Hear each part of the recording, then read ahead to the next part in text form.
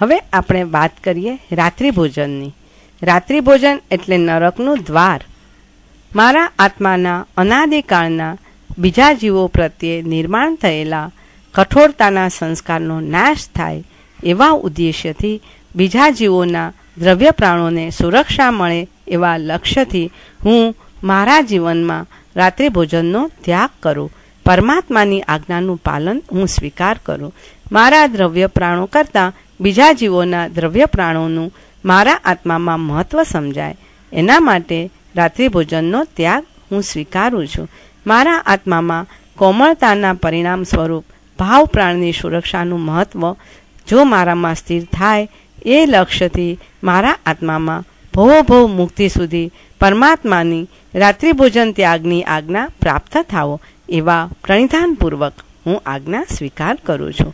પચખાણ કર્યા પછી બીજા વિષયોનો પણ ત્યાગ આવી જ જાય છે.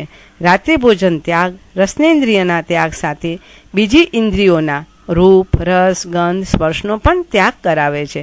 એના માટે ટીવી, ફોન વગેરે પણ બંધ કરવાના છે. જ્યાં જ્યાં રસ પડે તે બધું બંધ કરવાનું છે. રાત્રિ ભોજન કરી રહ્યા હોય તો આ ત્યાગ તમારા આત્માના હિત માટે, બીજા જીવોના હિત માટે, ભગવંતની વફાદારી, દેવ, ગુરુ અને ધર્મની વફાદારી માટે પુરુષાર્થ કરવો છે. બધો પુરુષાર્થ આત્માને કેન્દ્રમાં રાખીને કરવાનો છે. એક જ લક્ષ્ય છે, આ આત્માનું હોવું જોઈએ. અને હવે આપણે વાત કરીએ દેવગતિની.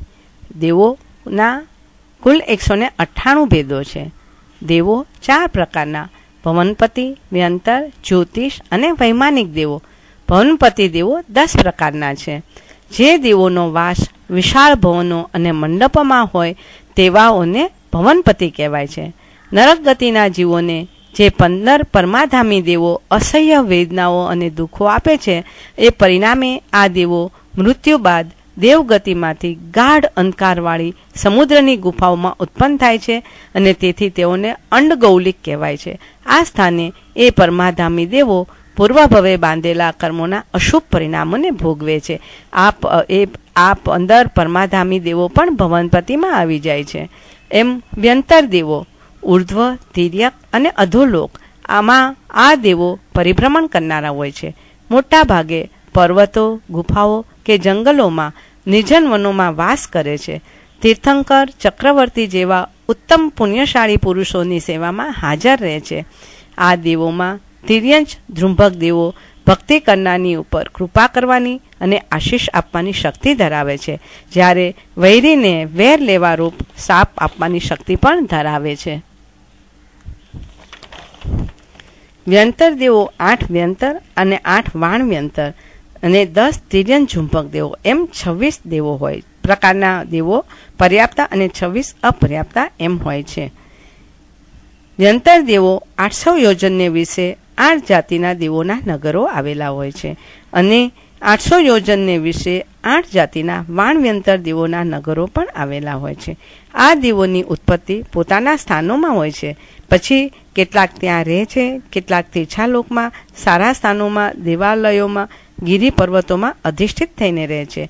હલકા દેવો કોતરોમાં અને નિર્જન સ્થાનાદિમાં આવીને રહે છે અને મનુષ્યોને પીડા કરે છે.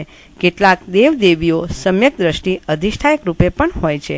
દરેક નગરોમાં જીન ચૈત્ય હોય છે.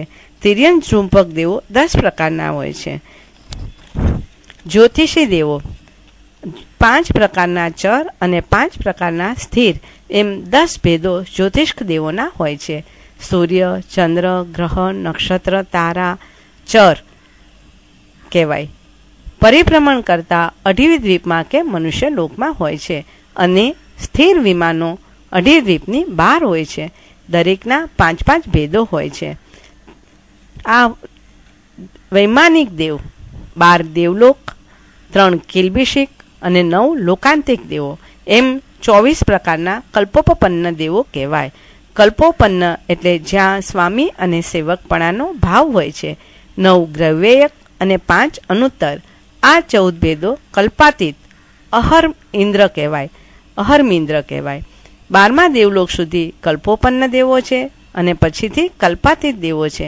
તેમાં એક રાજ ઉપર નવગ્રહે એક ઉપરા ઉપરી છે. તેની ઉપર એક રાજે 5 અનુત્તર સરખી સપાટી આવેલ છે અને તેની ઉપર 12 યોજને શીતશિલા આવેલી છે. કિલ્બિશિક 3 પ્રકારના છે. 3 પલ્યોપમના આયુષ્યવાળા હોય છે. લોકાંતિક દેવો 9 પ્રકારના છે.